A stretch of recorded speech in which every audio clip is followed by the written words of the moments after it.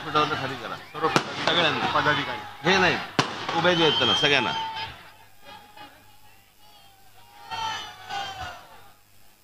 जमलेल्या माझ्या सर्व हिंदू बांधवांनो, भगिनींनो आणि मातांनो,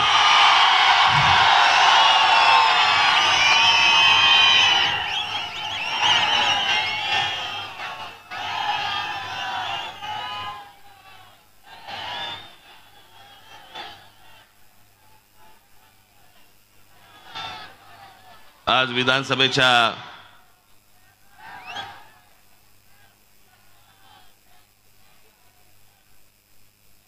निवडणुकांचा शेवट परवा दिवशी 5 वाजता सगळा प्रचार थांबणार.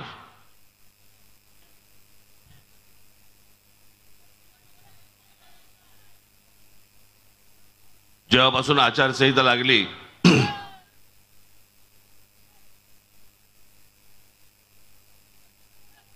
तेव्हापासून महाराष्ट्रामध्ये अनेक ठिकाणी मी सभा घेतोय, महाराष्ट्राशी बोलतोय.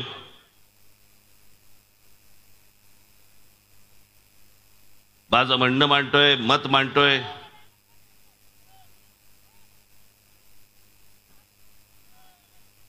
आणि माझी बहुतेक भाषणं मला असं वाटतं की तुम्ही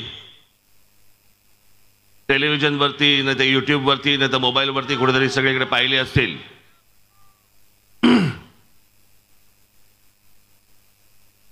आणि सारखे सारखे काही नवीन नवीन विषय येत नसतात. खरं तर आता शेवटच्या ज्या सभा आहेत या शेवटच्या सभांमध्ये येऊन तुमचं फक्त दर्शन घेणं हेच माझ्यासाठी सर्वात महत्त्वाचं आहे.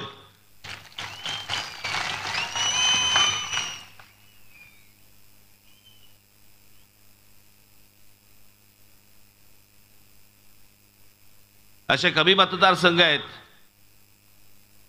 की ज्या मतदारसंघामध्ये मी एका मतदारसंघामध्ये 2-2 सभा घेतल्यात.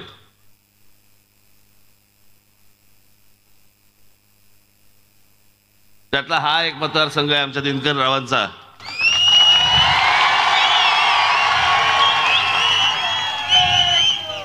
त्यातली एक सभा आत्ता आहे आणि ही माझं भाषण संपलं की पुढची सभा लगेच तिथे दुसरीकडे आहे. दिनकरराव कुठे आहेत?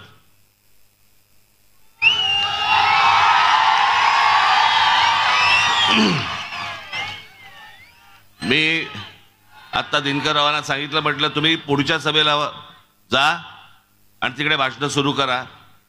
म्हणून मी तुमची परवानगी मागतोय की त्यांना पुढे जाण्यासाठी आपण सर्वांनी परवानगी द्यावी. धन्यवाद. तुमचं बोलणं झालंय ना?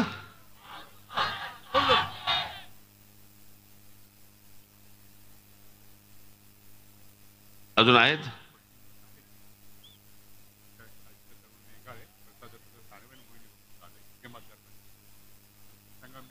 नाशिक देवळाली मोहिनी जाधव, नाशिक पूर्व प्रसाद सानप आणि नाशिक इगतपुरी त्र्यंबकेश्वर काशीनाथ बेंगाळ. तुमची भाषणं झाली आहेत? तुम्ही तिघे आता पुढच्या सभेला जा, मी येतो. तिथेही लोक थांबली असतील ना? महाराष्ट्राचे अनेक विषय असे आहेत आपल्या घोषणा थांबल्या तर मी बोलू शकीन.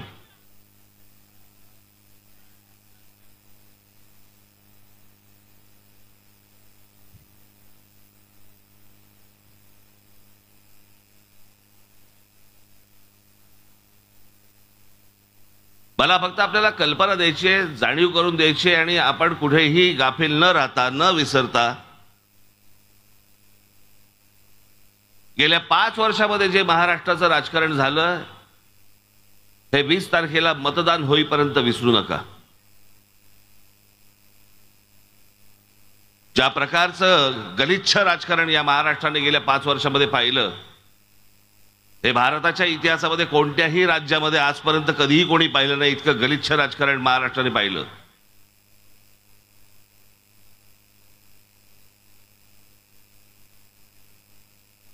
याची सुरुवात 2019 पासूनच्या निवडणुकीपासून त्याचा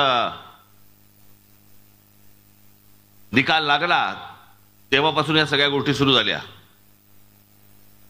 मी आज फक्त तुमच्या समोर काही फरक सांगण्यासाठी इथे उभा आहे की मी कशा प्रकारचा विचार करतो आणि बाकीचे लोक कशा प्रकारचा विचार करतात.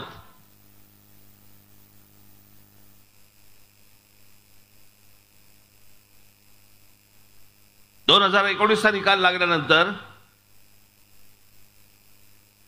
लोकांनी शिवसेना भारतीय जनता पक्षाला मतदान केलं कारण त्यांना काँग्रेस राष्ट्रवादी नको होती. लोकांनी काँग्रेस राष्ट्रवादीला मतदान केलं कारण त्यांना शिवसेना भारतीय जनता पक्ष नको होता. अगदी सरळ होतं. निकाल लागल्यानंतर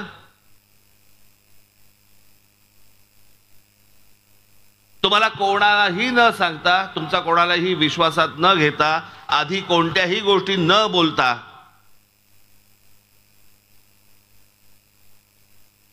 उद्धव ठाकरेंनी सुरू केलं की मला माझ्या गळ्यात मुख्यमंत्री पदाची माळ 2.5 वर्षाची घाला.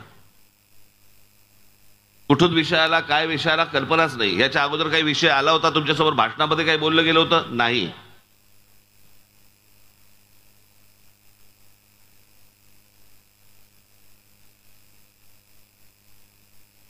पण ज्यावेळेला त्यांच्या लक्षात आलं की माझ्याशिवाय सत्ता बसू शकत नाही भाजपची, त्यावेळेला पिळायला सुरुवात झाली. ज्यामध्ये महाराष्ट्राचं हित असतं तरी मी समजू शकलो असतो. पण करायचं काय होतं? फक्त माझ्या गळ्यात मुख्यमंत्री पदाची माळ घाला.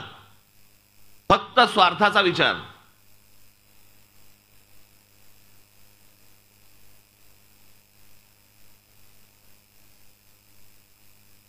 उद्धव ठाकरेंच्या जागी जर समजा मी असतो ना, आणि जी गोष्ट मी तुम्हाला दाखवली, पण या लोकसभेच्या निवडणुकीला पंतप्रधान ज्या वेळेला शिवतीर्थावरती आले होते, शिवाजी पार्क मैदानावरती आले होते, पंतप्रधानांच्या अगोदरच्या भाषणात मी त्यांना सांगितलेल्या 5 गोष्टी होत्या. त्या 5च्या 5 गोष्टी या महाराष्ट्र हिताच्या होत्या, माझ्या हिताच्या नव्हत्या.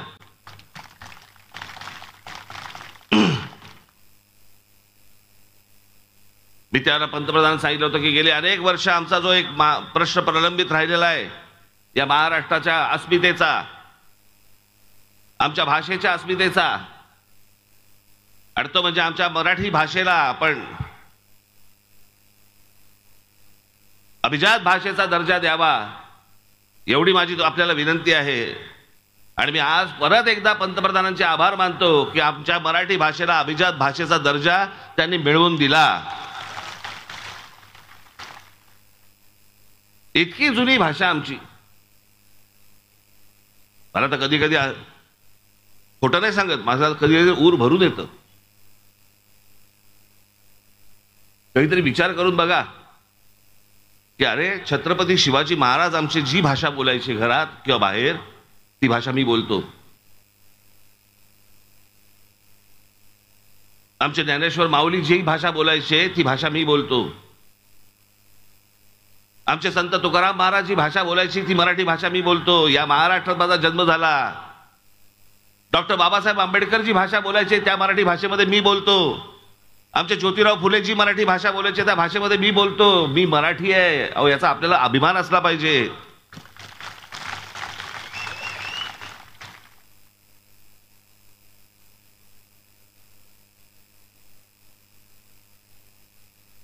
या व्यासपीठावरती जेवढे इथे फोटो आहेत, याच्यापेक्षा असंख्य फोटो या महाराष्ट्रामधले आपण अधिकारात इथे लावू शकतो.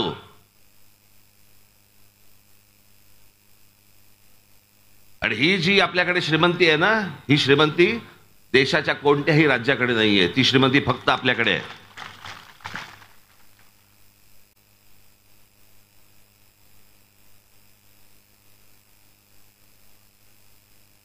जे 19 साली जे झालं, निकाल लागल्यानंतर झालं, तिथे उद्धव ठाकरेंच्या जागी जर सुद्धा मी असतो ना, मी म्हटलं असतं मला नको मुख्यमंत्रीपद, तुम्ही ठेवा तुमचं मुख्यमंत्रीपद तुमच्याकडे, मी तुमच्या बरोबर येतो, पण मी सांगीन त्या गोष्टी माझ्या महाराष्ट्रामध्ये झाल्या पाहिजेत.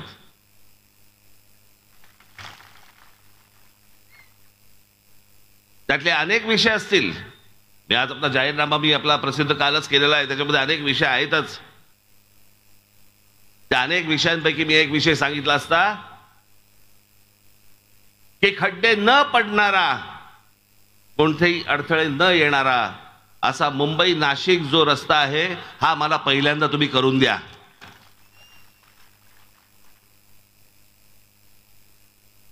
ज्या शहराकडे जाणारं दळणवळण साधनच जर कमकुवत असतील, त्या शहरामध्ये लोक येतीलच का? प्रगती होईलच कशी?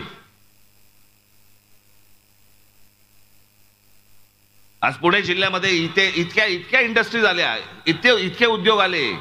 कसे आले? ज्यावेळेला रस्ते चांगले झाले, मुंबई पुणे रस्ता चांगला झाला, दळणवळणाची साधनं झाली.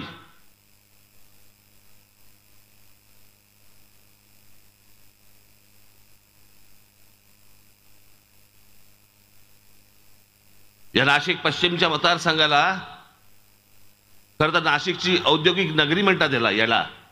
या मतदारसंघाला इतके उद्योग आहेत, त्यातले अनेकशे 500 जवळपास बंद झाले. अनेक लोक बेरोजगार झाले. अनेक उद्योग येऊ इच्छितात, पण त्यांना ज्या प्रकारच्या गोष्टी पाहिजेत सभोवताली त्या मिळत नाहीयेत.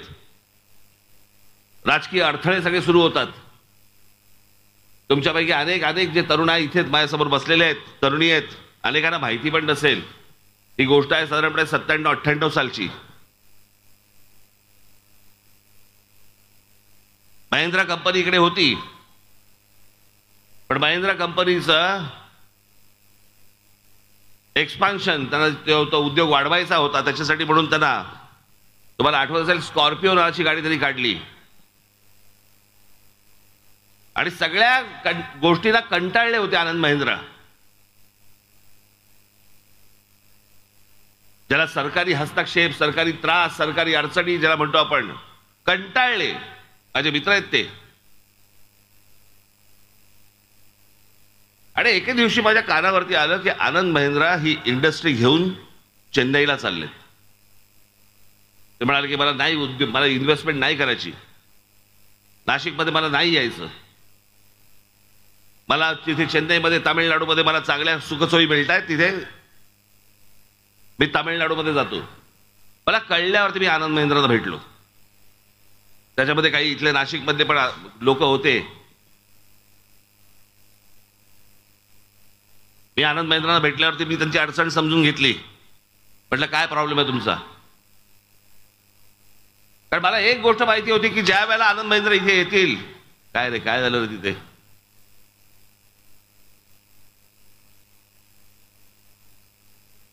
कोणाला काय लागलं नाही ना? सगळे व्यवस्थित आहात ना? आजूबाजूचं बोलतोय की बघून घ्या एकदा, नाही तुम्हाला वाटेल भाषण आहे.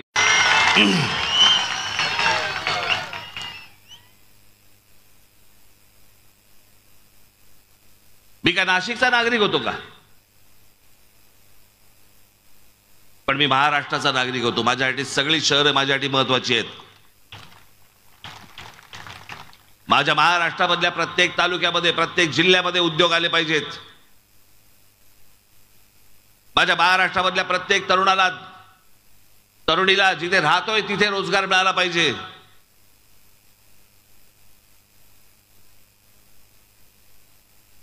या गोष्टींचा विचार करायचा आहे की हे ह्यांचं जे राजकारण सुरू आहे आता, विचार करून बघा तुम्ही.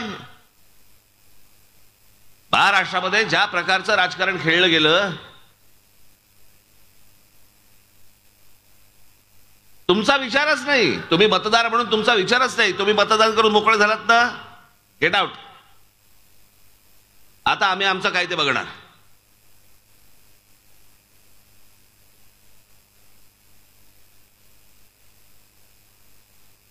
म्हणजे मतदारांनी हा पक्ष नको किंवा हा उमेदवार नको म्हणून या उमेदवारावरती बटण दाबलं आणि हा उमेदवार निकालानंतर पैसे घेऊन यांच्याबरोबर गेला. अरे मग त्याच्या आधी तुम्ही हेच बटन दाबलं असतं ना. जर ह्याला इथेच जायचं होतं पैसे घेऊन, हे पैसे घेऊन ज्या वेळेला अशा प्रकारचं स्थलांतर दुसऱ्या पक्षामध्ये ज्यावेळेला करतात, एक पक्षाच्या पक्ष उठून ज्यांच्या विरोधात निवडणुका लढवल्या त्यांच्याबरोबर जाऊन बसतो, हा तुमच्या मताचा अपमान नाहीये?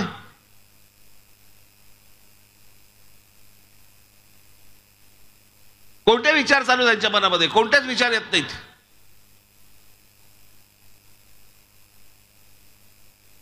जाहीरनाम्यामध्ये काय टाकतात? तर म्हणे छत्रपती शिवाजी महाराजांची जिल्ह्या जिल्ह्यात मंदिरं बांधणार. काय डोकं आहे बघा यांचं. इथे मुलं शिक्षणापासून वंचित आहेत. ज्या महाराष्ट्रामध्ये विद्या मंदिरं बांधायला पाहिजेत आणि छत्रपती शिवाजी महाराजांचे गडकिल्ले चांगले केले पाहिजेत, त्याच्याऐवजी आम्ही शिवाजी महाराजांची मंदिरं बांधतोय. महाराजांना तरी पटेल का? महाराजांना तरी आवडेल का ही गोष्ट? हे यांचं डोकं. तुमच्याकडे बघण्याचा दृष्टिकोन, महाराष्ट्राकडे बघण्याचा दृष्टिकोन.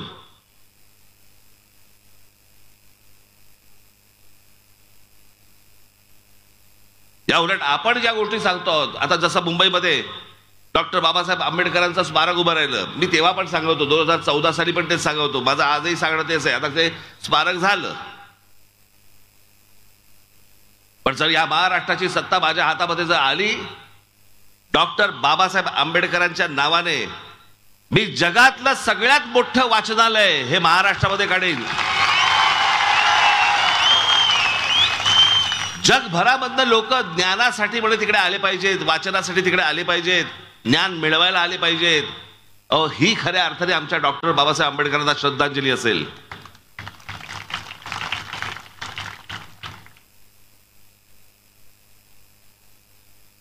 आमच्या महाराष्ट्रामधल्या जास्तीत जास्त मुली या शिकल्या पाहिजेत. शिक्षणापासून त्या वंचित राहता कामा नयेत. जितक्या म्हणून आपल्याला मुलींच्या शाळा काढता येतील, त्यांना शिकवता येईल, ते आपण शिकवलं पाहिजे. ते जर शिकवलं तरच आमच्या ज्योतिबा फुलेंना आपण श्रद्धांजली वाहू शकतो. नाही तर कशासाठी यांच्या फोटो लावायचे हो?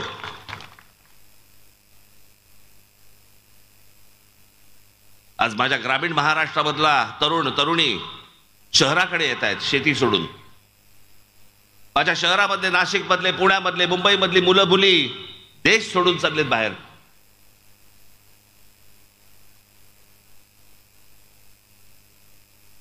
हे काही चांगलं वातावरण नाहीये. पण ते का देश सोडून जात आहेत, मला असं वाटतं याचा विचार करणं गरजेचं आहे. कानावरती सतत अभद्र बातम्या, सतत अभद्र बातम्या. वर्तमानपत्र उघडले की आम्ही बघणार काय? आज या जिल्ह्यामध्ये आमच्या एका शेतकऱ्याने आत्महत्या केली. आज हजारो शेतकऱ्यांनी आत्महत्या केल्या महाराष्ट्रामध्ये. काय त्याच्यावरती कोणता राजकीय पक्ष काय बोलतोय, त्याच्यावरती कोणत्या प्रश्नाची उत्तरं काढली आहेत?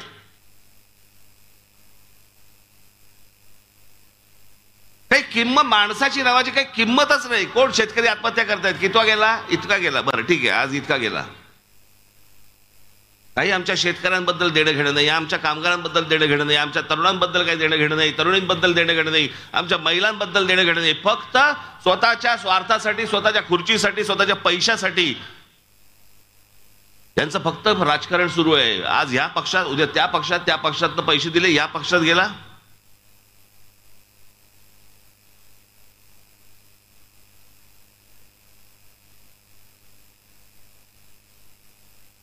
हे सगळं राजकारण, ह्या निवडणुका. बस रे खाली बस.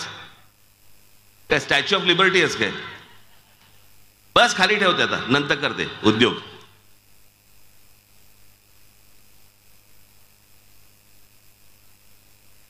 ते माझ्यासाठी नसतं, ते चॅनलवाल्यांच्या कॅमेरासाठी असतं.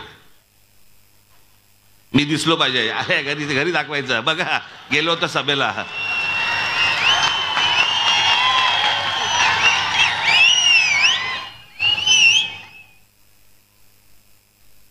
साधी गोष्ट. तर एवढा लांबून काय वाचू शकतो का मी?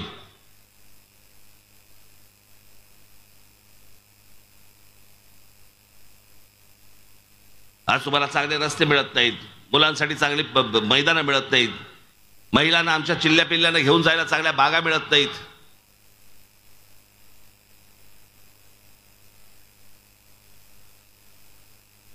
रस्त्याने गाडी चालवायला ट्रॅफिक जाम, फुटपाथने काही नाही, सगळे फेरीवाले बसले आहेत. बाकी या सगळ्या तुमचे ज्या व्यथा आहेत ना, या ज्या सगळ्या तुमचे जे त्रास आहेत ना, या त्रासाकडे तुमचं लक्ष जाऊ नये याच्यासाठी म्हणून या राजकारण्यांनी एक उपाय शोधलाय. मी काय बोलतोय हे गांभीर्याने नीट विचार करा, घरी गेल्यानंतर पण विचार करा या गोष्टींचा. हे जी शहरं सगळी बकाल झालेली आहेत ना, त्याच्यात तुम्हाला चालताना त्रास होतो, राहताना त्रास होतो, पाण्याचे प्रश्न, विजेचे प्रश्न, सगळ्याच गोष्टींचे जे प्रश्न आहेत, जे प्रश्नांची उत्तरं सापडत नाहीत आणि ते प्रश्न सोडवले जात नाहीत, पण त्या गोष्टींकडे तुमचं लक्षच जाऊ नये. या सगळ्या राजकारण्यांनी व्यवस्थित सोय करून ठेवली आहे ती. आणि आमच्याकडच्या महाराष्ट्रामधले अनेक लोक त्या सगळ्या गोष्टींना ती जी भुरळ घातलेली आहे त्याला बळी पडतायत. आणि ती गोष्ट म्हणजे जाती जातीमध्ये द्वेष निर्माण करणं. महाराष्ट्रामध्ये आजपर्यंत काही जाती पाहिल्या नव्हत्या काय? प्रत्येकाला आपापली जात प्रिय असते, प्रत्येकाला आपापल्या जातीवरती प्रेम असेल. पण 1999 साली शरद पवारांच्या राष्ट्रवादी काँग्रेसचा जन्म झाल्यानंतर या महाराष्ट्रामध्ये जाती जातीचं स्वतःबद्दलचं प्रेम सोडून द्या, दुसऱ्या जातीबद्दलचा द्वेष निर्माण करायला सुरुवात केली. तू कोण आहे मराठा, तू कोण आहे ब्राह्मण, तू कोण आहे माळी.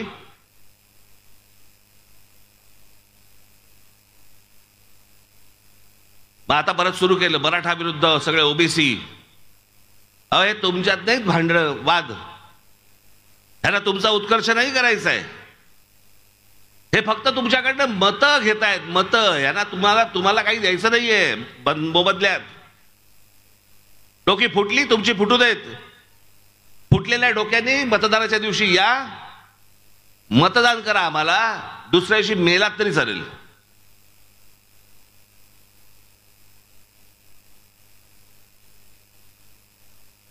हा जो सगळा संघर्ष सुरू केलाय ना या लोकांनी, इतका घाणेरडा, ह्यांचा जे ह्याचे तर स्वार्थ निघतील, पण ही जखम लवकर बरी होणारी नाही. माझी तुम्हाला सगळ्यांना हात जोडून विनंती आहे, तुम्ही एक महाराष्ट्र म्हणून एक राहायला पाहिजेत. या लोकांच्या नादी लागू नका. माझ्यासाठी जशी माळी ही जात जशी प्रिय आहे, तशी मराठा माझ्यासाठी प्रिय आहे, तशी ब्राह्मण प्रिय आहे, तशीच माझी आगरी प्रिय आहे. माझी सगळ्या जाती माझ्यासाठी प्रिय आहेत. एकमेकांमध्ये मतभेद निर्माण करणं आणि द्वेष निर्माण करणं माझ्या मनात पण कधी येत नाही. या लोकांच्या येतं कसं मनात? आणि ह्याच राष्ट्रवादी काँग्रेसच्या जन्मानंतर ह्या सगळ्या गोष्टी सुरू केल्या. होय, मी तुम्हाला थेट सांगतोय, राष्ट्रवादी काँग्रेसच्या जन्मानंतर शरद पवारांनी या महाराष्ट्रात हे राजकारण करायला सुरुवात केली. तोपर्यंत आमच्या मनात पण कधी येत नव्हतं. आणि मग आमचे महापुरुष वाटायला सुरुवात केली. आमचे छत्रपती शिवाजी महाराज मराठ्यांचे, डॉक्टर बाबासाहेब आंबेडकर आमचे दलितांचे, ज्योतिराव फुले आमचे माळ्यांचे, लोकमान्य टिळक आमचे ब्राह्मणांचे. तो राज्य हा माझा जन्मसिद्ध हक्क आहे आणि तो मी मिळवीनच, ही घोषणा काय त्यांनी ब्राह्मणांसाठी केली होती काय? या देशाच्या स्वातंत्र्यासाठी केली होती ना. माझ्या महाराष्ट्रामधल्या मुली शिकल्या पाहिजेत, त्या कोणत्या का जातीच्या असेना, पण त्या माझ्या मुली शिकून मोठ्या झाल्या पाहिजेत. हा विचार ज्या आमच्या ज्योतिराव फुलेंच्या मनामध्ये आला, तो काय माळ्यांसाठी आला होता काय?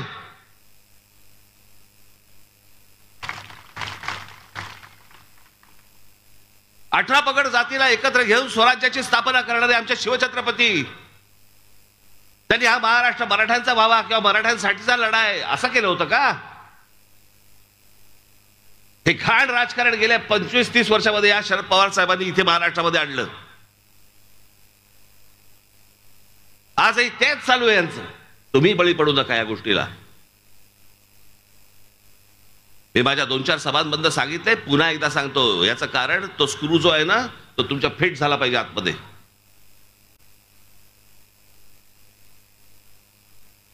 मी तुम्हाला मुद्दामून जात सांगणार नाहीये, पण मराठवाड्यामधली गोष्ट तुम्हाला सांगतोय. ज्या प्रकारची गोष्ट मराठवाड्यामध्ये सुरू आहे, अत्यंत दुर्दैवी, अत्यंत दुर्दैवी. एका समाजामधली एक व्यक्तीचं निधन झालं, त्या घरामध्ये फक्त 3 माणसं होती. त्या व्यक्तीला तिरडीवरून उचलून न्यायला चौथा खानदान होता. बाहेरची लोक होती ती वेगळ्या समाजाची होती. एरवी इतकी वर्ष खेळीबेळीने राहणारी सर्व लोक तिथे तिरडीला खांदा द्यायला तयार नव्हती, कारण ज्याच्या घरातला जो गेलाय तो वेगळ्या समाजातला आहे, आम्ही वेगळ्या समाजातले आहोत, आम्ही वेगळ्या जातीचे आहोत. मग 6 तास ते थांबले, त्यांचे नातेवाईक आले, आणि नातेवाईक आल्यानंतर मग तो चौथा खांदा मिळाला. मग ती तिरडी उठली आणि मग स्मशानामध्ये गेले. हा महाराष्ट्र आपल्याला पाहिजे? ही घाण आपल्याला पाहिजे महाराष्ट्रामध्ये? अहो, याच्याबद्दल तर आम्ही बोलत होतो. उत्तर प्रदेश आणि बिहार आणि या सगळ्या राज्यांमध्ये या सगळ्या प्रकारच्या गोष्टी या जातीवर होतात. महाराष्ट्राचा उत्तर प्रदेश बिहार करायचा आम्हाला?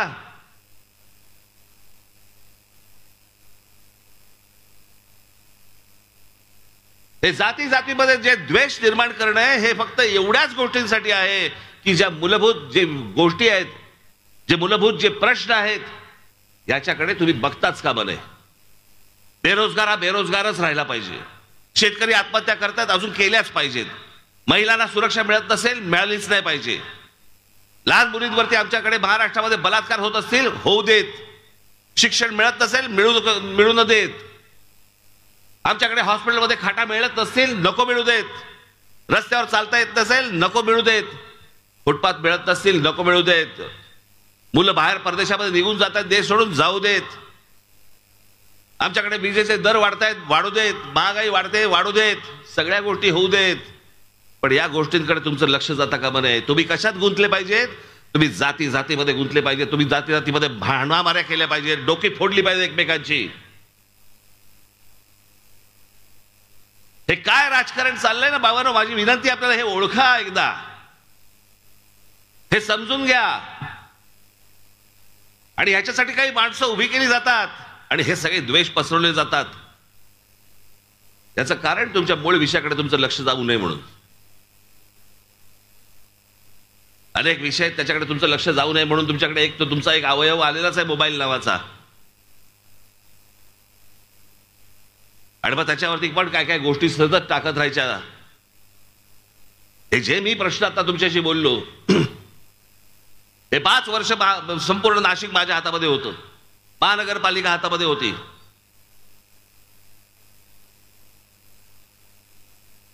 मला दाखवून द्या, महाराष्ट्रात जा आणि मला दाखवून द्या की एका पक्षाकडे ही महानगरपालिका फक्त 5 वर्षासाठी होती.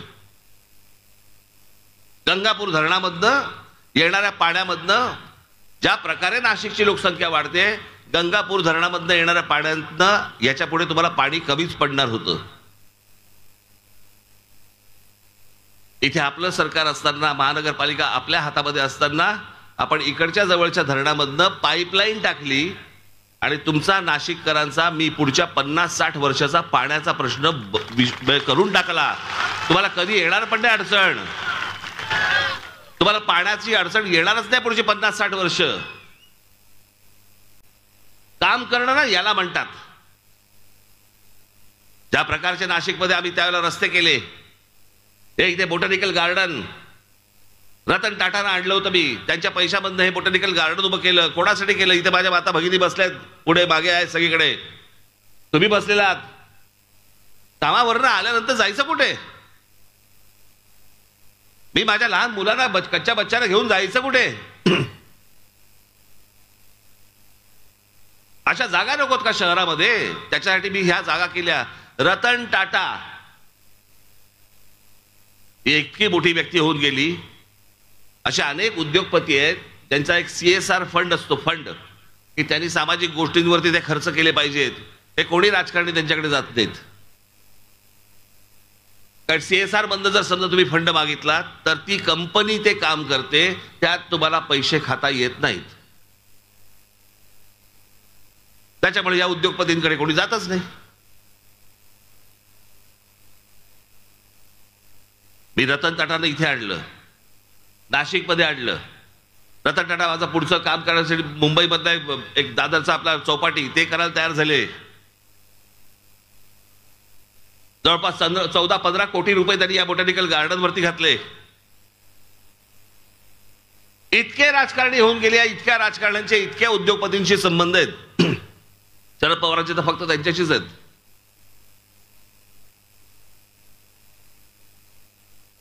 आमच्या एका माझ्या मित्राने फार छान एक लेख लिहिला होता की शरद पवारांना गरिबांची नावं लक्षात असतात आणि श्रीमंतांची कामं लक्षात असतात. अनेक जण बोलतात ना, अरे मला पवार साहेबांनी नावाने हाक मारली, तुझं नाव लक्षात असणार, तुझं काम लक्षात नसणार.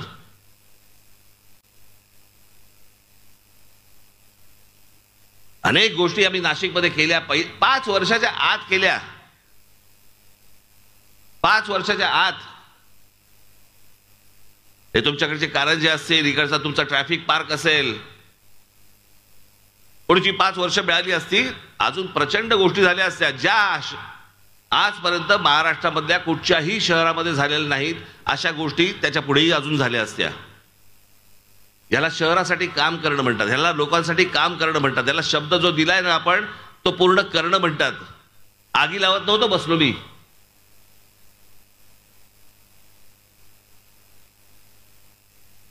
आणि आम्ही काय करणार? आम्हाला समुद्रामध्ये छत्रपती शिवाजी महाराजांचा म्हणे पुतळा उभा करायचा आहे. कसा उभा करणार? काही मागचा पुढचा कसलाही विचार नाही. आम्ही फक्त पुतळे उभे करतोय. 365 दिवसापैकी 363 दिवस त्या पुतळ्यांवरती धूळ असते आणि जयंत्या आणि पुण्यतिथ्यांना फक्त तो धुतला जातो आणि हार घातला जातो. आमचा विषय संपला. जर छत्रपती शिवाजी महाराजांचं जर समजा स्मारक बनवायचं असेल, अहो शिवछत्रपतींचे आमचे गडकिल्ले उभे केले ना, आमच्या पुढच्या पिढ्यांना आम्हाला सांगता येईल, अरे आमचा राजा कोण होता, त्याने काय केलं.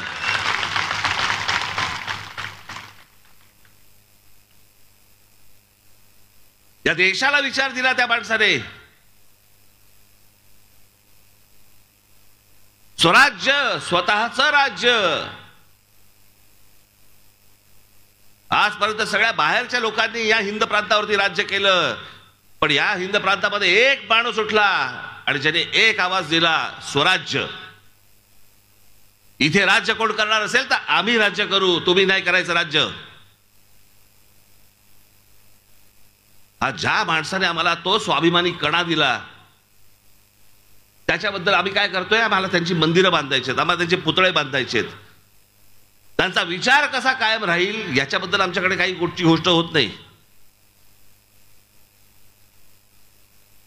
आमच्या डॉक्टर बाबासाहेब आंबेडकरांनी काय विचार दिले आम्हाला काही देणं घेणं नाही. आम्ही फक्त जयंती आणि पुण्यतिथ्यांना फक्त विचार करू. माझी आपल्याला फक्त विनंती आहे, हा सगळा अख्खा इंडस्ट्रियल झोन आहे, इथे IT पार्क आलं पाहिजे. तुम्ही माझ्या हातात सत्ता द्या, माझे आमदार निवडून द्या, दिनकररावांना निवडून द्या, या भागात IT पार्क आणीन मी.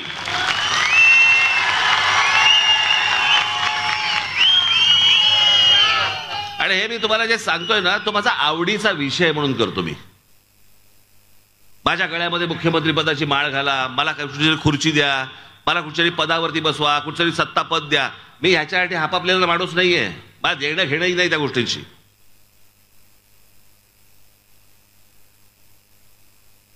मला असं वाटतं की माझं राज्य मोठं झालं पाहिजे, माझं राज्य चांगलं झालं पाहिजे. माझे बांधव, माझ्या भगिनी, त्या चिल्ले पिल्ले सगळेजण, त्यांना घरातनं बाहेर पडल्यावरती एक समाधान वाटलं पाहिजे की अरे मी नाशिकमध्ये राहतोय, माझ्या उत्तम शहरामध्ये राहतोय. मी कालच सांगितलं ना, आमच्या देशात शोध पण लागत नाहीत. कसे लागतील? सतत गोंगाट. आमचे मूलभूत प्रश्नच आमचे सुटलेले नाहीत अजून. जिथे मूलभूत प्रश्न सुटलेले असतात ना, अन्न वस्त्र निवाऱ्याचे प्रश्न सुटलेले असतात ना, तिथे शोध लागतात. आमच्याकडचा Guinness book of world record मधला माणूस कोण? त्याची सर्वाधिक नखं वाढली आहेत. दुसरा माणूस कोण? ज्याच्या मिशा वाढल्या आहेत. लहानपणापासून नाही कापले तर वाढतातच, त्याला अक्कल नाही लागत. हे आमच्या गिनीज बुकातली माणसं. आणि त्याच गिनीज बुक च्या पुस्तकामध्ये जाऊन बघा जरा कशा प्रकारचे शोध लावले जगभरामध्ये.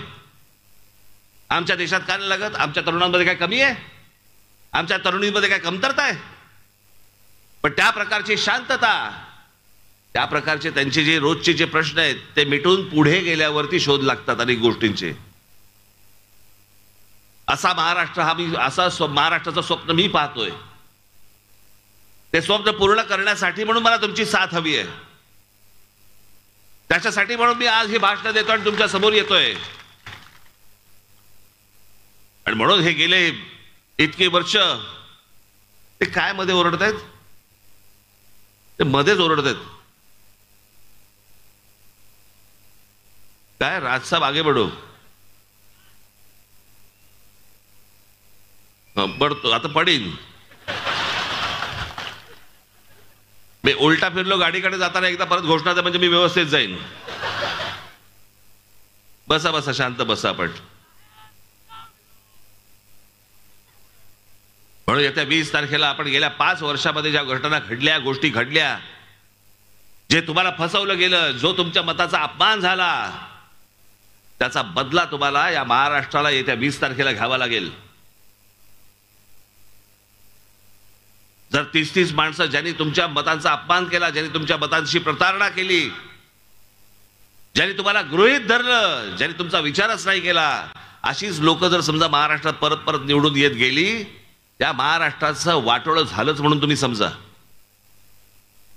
कारण ज्यांनी हे असं केलं त्यांचा जर समज झाला की आपल्याला परत मतदान झालंय, आपल्याला परत निवडून दिलंय, म्हणजे आपण जे केलंय महाराष्ट्राबरोबर ते योग्य केलंय असा त्यांचा समज होईल. ज्यांनी ज्यांनी या गोष्टी केलेल्या आहेत त्या सर्व लोकांना महाराष्ट्राने दूर ठेवलं पाहिजे. काय हे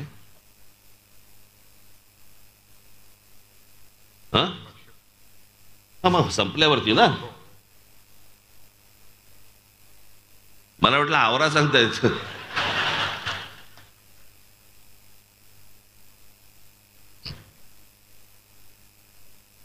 पक्ष प्रवेश आहेत असो, पण मला तुम्हाला एवढंच सांगायचं आहे, येत्या 20 तारखेला इथले आपले उमेदवार तर सगळे उभेच आहेत, पण माझी महाराष्ट्रातल्या जनतेला काय झालंय, 14-15 दिवस मिळाले प्रचाराला आणि इतक्या मतदारसंघामध्ये जाणं शक्यच नाही, अशक्य. आणि म्हणून मी महाराष्ट्राची दिलगिरी व्यक्त करतो की अनेक मतदारसंघामध्ये मला येता नाही आलं. कालच्या पण मी सभेला गेलो होतो, मी भिवंडी ग्रामीणच्या आणि आमच्या कल्याण पश्चिमच्या तिकडे जरा थोडंसं मला तब्येत बरी नव्हती. नंतर मग मी गोळी बिळी घेतली, जरा नॉर्मलला आलो, सगळं झालं. सकाळपासून संध्याकाळपर्यंत पकपक पकपक पप्पा या निवडणुका मी तुम्हाला सांगतो ना, इतक्या कंटाळवाड्या असतात. काहीतरी भाषण करायला मजा येते हो. हे सकाळी उठायचं आपलं तेच बोलायचं, दुपारी उठायचं तेच बोलायचं, संध्याकाळी उठायचं तेच बोलायचं असो. पण ह्या सगळ्या गोष्टी सगळ्या करत असताना मी अनेक ठिकाणी मला महाराष्ट्रामधल्या अनेक मतदारसंघामध्ये येता नाही आलं. मी महाराष्ट्रातल्या त्या मतदारसंघामधल्या सर्व माझ्या माता भगिनींची, बांधवांची मी दिलगिरी व्यक्त करतो. आपण हे सगळं जे जे उमेदवार माझे उभे आहेत त्यांना आपण निवडून द्या. आपल्याला भेटण्यासाठी मी प्रत्येक मतदारसंघात येईन, हे माझं महाराष्ट्राला वचन आहे, माझा शब्द आहे. पण येत्या 20 तारखेला आपण कुठेही बेसावध न राहता गांभीर्याने आपल्या रेल्वे इंजिन या निशाणीवरती आपण माझ्या सर्व उमेदवारांना ते रेल्वे इंजिनच्या निशाणीवरती बटण दाबून सर्वांना आपण प्रचंड प्रचंड प्रचंड मताने आपण विजयी करावं असं एक आवाहन करतो आणि तुर्तास आपली सर्वांची मी रजा घेतो. धन्यवाद. जय हिंद, जय महाराष्ट्र.